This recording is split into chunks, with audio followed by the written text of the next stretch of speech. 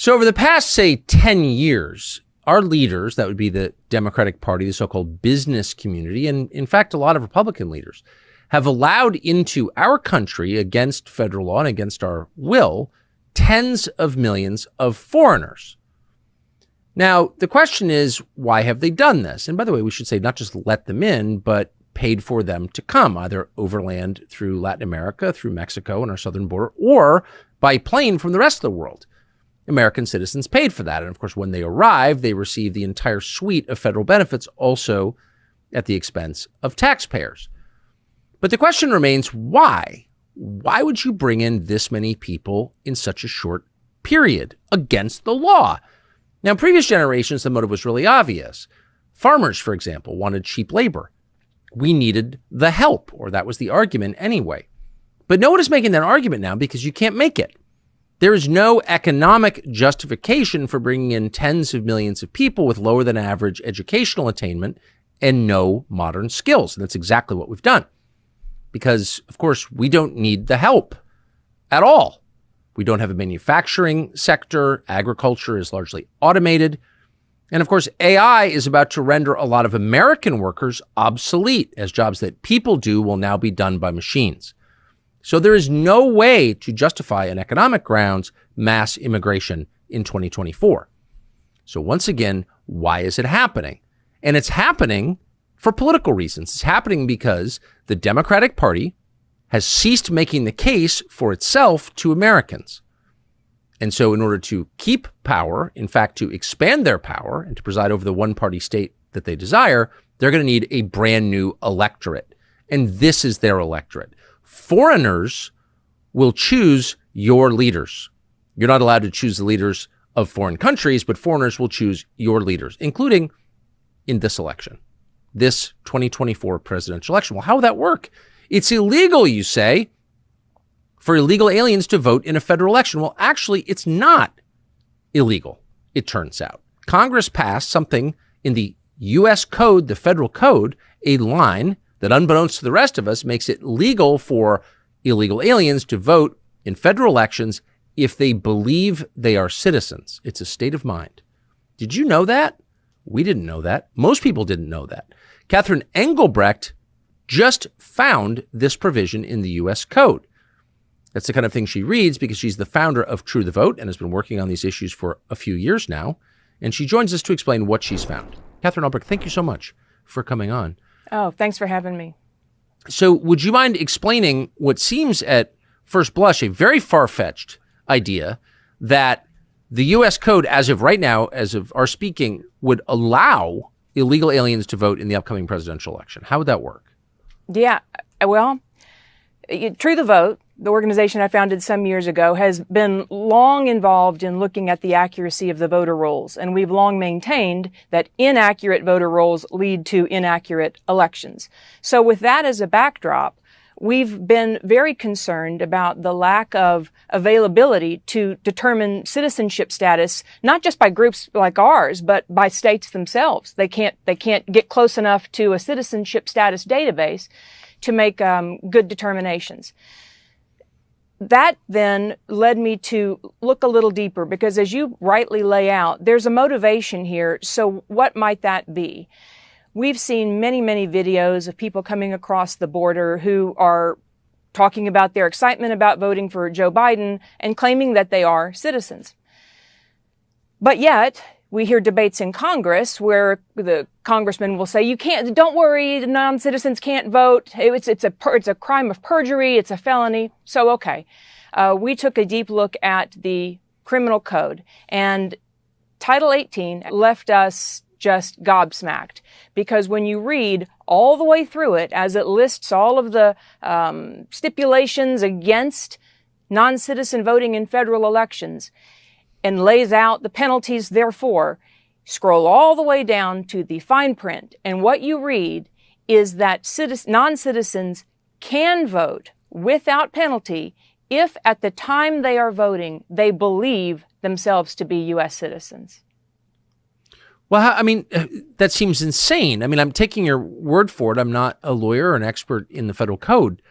But is there any other crime Like if I can show that I didn't know I was robbing a liquor store, I had a gun in my hand, I was demanding money, but I didn't really think it was robbery, does that shield me from being prosecuted for robbing a liquor store? No, certainly not. But I will say that this state of mind idea is something that we've come up against in the past related to domicile. As we've done reviews of the voter rolls and you see people that are registered, but they're registered to vacant lots, they're registered to fast food restaurants. And the press you get back from the state as well, but residency is a state of mind.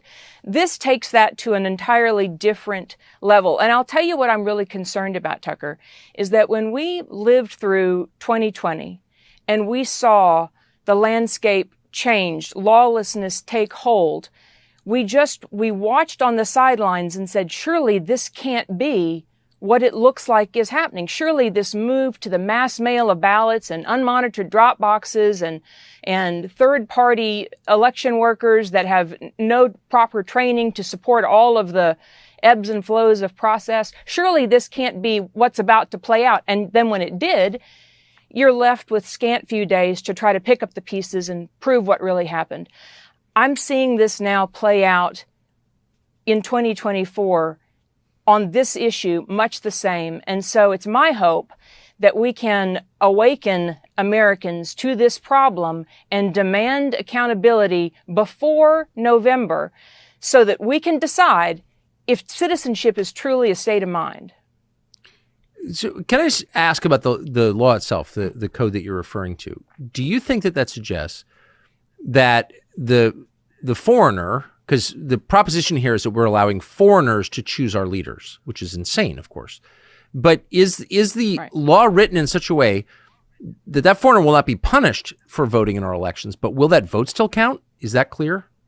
Well, it's a great question, but the ballots are anonymous. So once that ballot has been cast, either by mail and it's been separated from the envelope with which it's carried to the central count, so you can't tell who voted if that's been separated, the envelope from the ballot, and certainly by machine you can't tell.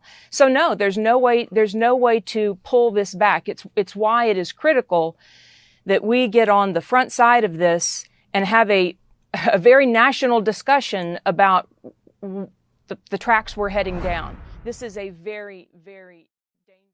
Hey, it's Tucker Carlson. The internet is crowded with interesting things that don't really matter. On TCN, we attempt to bring you interesting things that actually do matter, and a lot of them. Interviews, long form and short, videos, documentaries. You can find all of it on tuckercarlson.com. Yesterday we saw the news that Donald Trump was being fired by the gun from a 21 years old of his own ruling party comrades, and he fired the Donald Trump and the bullet has gone through her ear and Donald Trump was fully bloody in her face. So there is America's new voter.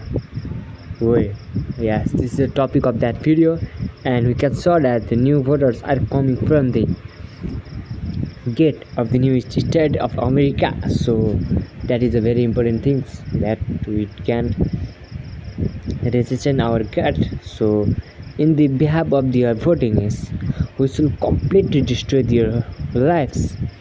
And where is the Carlson says that Americans new voter are coming from the barricades from the other country, like different Asian countries like Nepal, India, Bangladesh, Sri Lanka, Pakistan. Yes, then how they came from that deeply from the first side. So there is exact, we cannot guess there is exact what happened, but in this interview you can learn the basic formula where the South Asian people come from the enter the USA from the donkey process.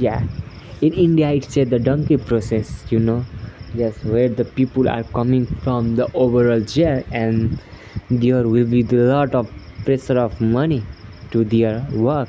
So we should call them a police or I don't think so, because they are uneducated, and some cheaters are going to their village and say that, oh, you want to go USA? Yeah, I want to fly USA, and my friend already earned that's $1,000 per month by doing small things. What are you doing here? Go to America. Then the other people said, yeah, I also go. So if that happens, then the people are coming to the United States by the hope of earning, but when he entered the USA, then they realize that it's not possible as they want, as they show off in that